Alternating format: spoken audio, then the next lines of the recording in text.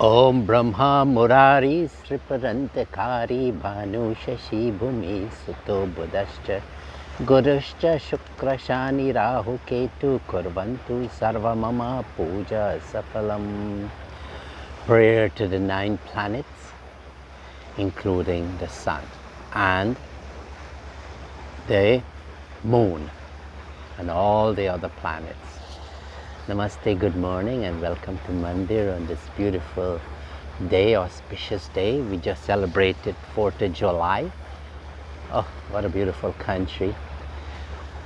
And now today we'll be celebrating full moon. And full moon, to put it in perspective, there is always a full moon. But because of where we are standing in Earth, we see it just about 1 or 2 days, and then it starts shifting, getting smaller, and then really half moon and crescent moon like that. But the moon is dark, completely dark, but with the sun reflecting, the sun rays on it gives it its light, and that's the light that we see. And the moon is circling around the earth, and the earth is circling around the sun.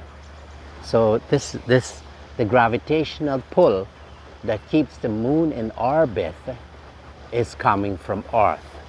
So earth has total control. So when the sun, the earth and the moon is totally aligned in that 180-degree line, then we have the full moon, because we're standing at the dark side of Earth and looking at the moon with the sun giving its light. So this is the explanation. And if you think about it, well, the sun is 109 times bigger than the earth, and the earth is 4 times bigger than the moon. So the sun's rays, the earth doesn't block it from reflecting because of the 180 degrees. Very technical, but something you should have in mind. So when we should think that there's always a full moon, but only for us, because we are on earth, we see it then. Adorations to Guru. Dhyana Moolam Guru Murti Puja Moolam Guru Param Mantra Moolam Guru Vakyam Moksha Moolam Guru Kripam. You know, Saunaka, very a descendant of Bharadwaj in our Hindu tradition, the first of men, the great Guru Bharadwaj.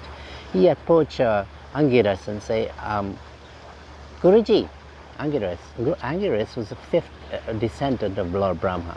Guruji, tell me the one thing. If I know everything. What a beautiful question. We should ask that question. And the Guruji said, I'll tell you. And he said, yeah, Tatra para Rik Ved Shama Veda Atar Veda Shiksha Kalpo Vyakarnam Niruktam Chandi Joshitam Iti. So the Guruji is telling the disciple, he says, Saunaka, my dear disciple, I'll tell you what that one thing is. It is not. And look what he's telling him. Basically, all of creation is not that thing. And the books that talk about the creation is not that. And also all the academic knowledge that we get in from going to kindergarten all the way to university doctorate degree is to study the earth and study creation. So the Guruji is saying it is not that. So why is he telling what it is not? The disciple is thinking. And then the Guru says, I have to tell you what it is not.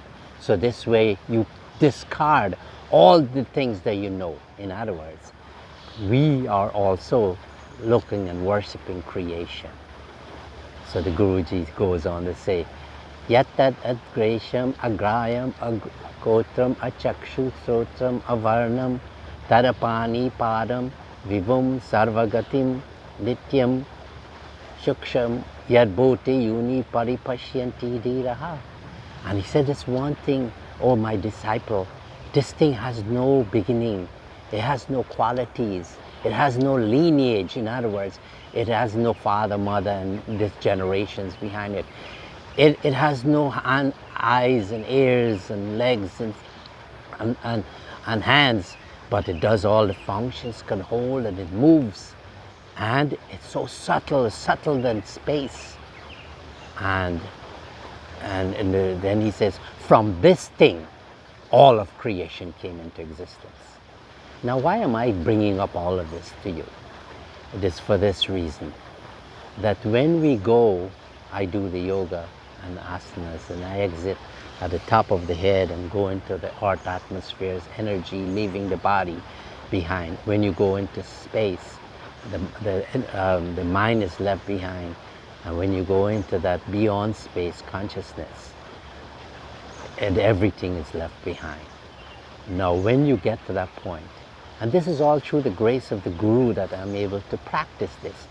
And some days I hit it off and some days I not. But Swami Parameshananda did it perfectly. And he took that birth in the full moon in 1896.